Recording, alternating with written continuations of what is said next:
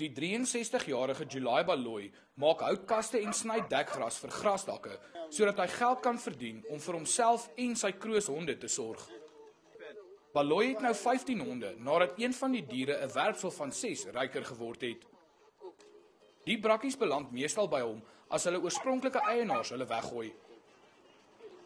Hy sê hy vertrou nie ander mense om na sy honde te kyk nie en verkies om self na hulle om te sien eerder as om hulle weg te gee.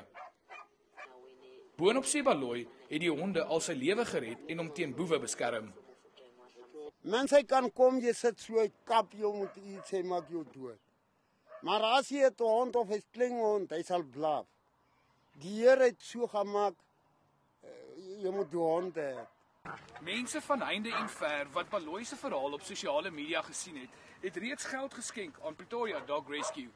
Die organisasie sal sorg dat die geld by Baloyi en sy honde uitkom. Ons kry donasies uit Amerika, uit Duitsland, uit Tsjechoslowakye, vanoggend uit Cyprus uit donasies gekry. En ons wil 'n verskil maak aan mens en dier, een op 'n slag.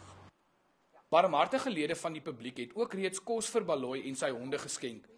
Skenkings waarvoor hy uiters dankbaar is. Gerard Pretorius, E-nuus, Centurion.